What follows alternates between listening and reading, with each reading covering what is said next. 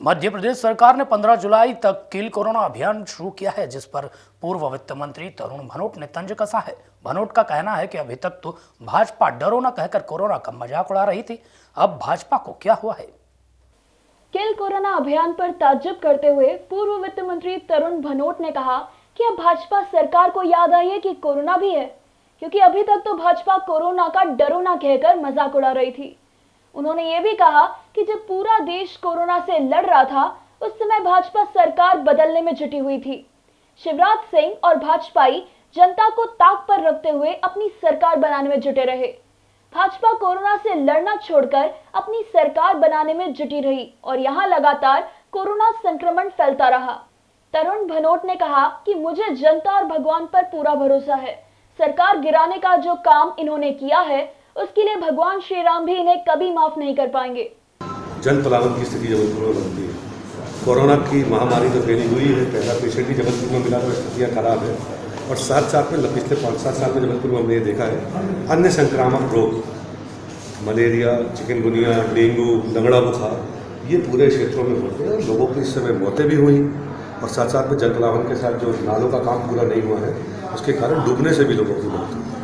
तो प्रमुख तो यही 2 मुद्दे थे कि जनपलावन का जो काम है वो निरंतरता के साथ जारी रहना चाहिए, जनपलावन नहीं होना चाहिए और साथ में संक्रामक रोग न फैले, सफाई व्यवस्था अच्छी रहे, इसकी व्यवस्था करें।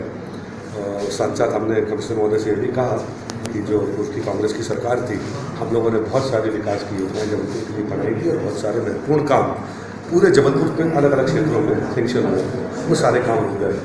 तो उनको भी कामों को शुरू किया जाए, जिससे हम सबका जो एक सपना है कि जबलपुर को एक महानगर के रूप में विकसित कर सकें। मुझे बड़ा अजीब सा लग रहा है कि जो अपने आप को पार्टी में डिफरेंस कहते हैं, दीनदयाल जी का नाम लेते थे, जो श्यामा प्रसाद जी का नाम लेते थे, आज उनके सिद्धांत कहाँ हैं। कुछ ऐसे लोग जो विधायक भी नहीं हैं, वो मंत्री बनने जा रहे हैं और उनने क्या गुनाह किया, जो 5 बार 6 बार और 8 बार अपने क्षेत्रों से जीत कर आए, उनने काम लोगों के किए ना।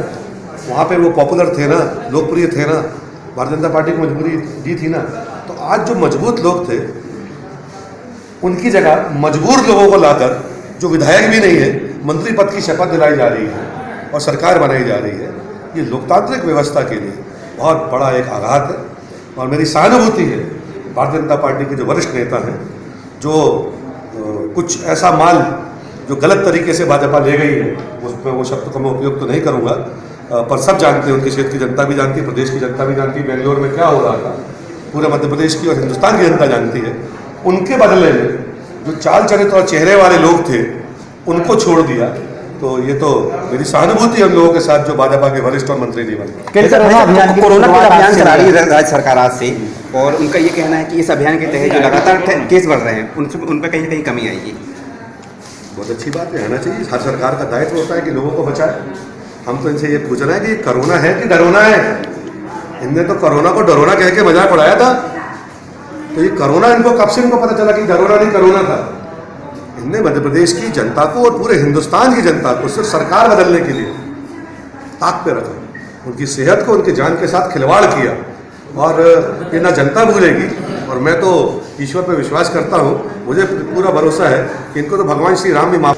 शहर के तमाम कांग्रेस के पार्षद का एक प्रतिनिधिमंडल शहर की समस्या के लिए गंभीर होकर माननीय कमिश्नर महोदय से मिला है और हम लोगों का आग्रह था कि शहर में जल संकट के साथ जलप्लावन भी ज़बरदस्त होता है और स्टेम वाटर ड्रेनेज सिस्टम का जो नाला अधूरा छोड़ दिया गया था, 100 फुट के नाले को 12 बाई 12 कर दिया गया था।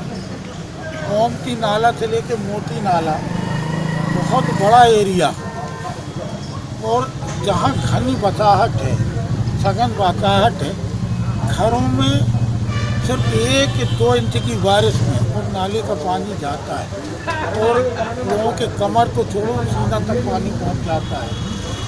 घर के सारे सामान बर्बाद हो जाते हैं, बर्तन भाड़े तक तैरने लगते हैं, खाने पीने की सामग्री नहीं रहती। और ये कोरोना वैश्विक महामारी में जब गरीब वैसे ही टूट चुका है, परेशान है, उसकी आर्थिक दशा बिगड़ चुकी है, और बारिश में महामारी फैलती है।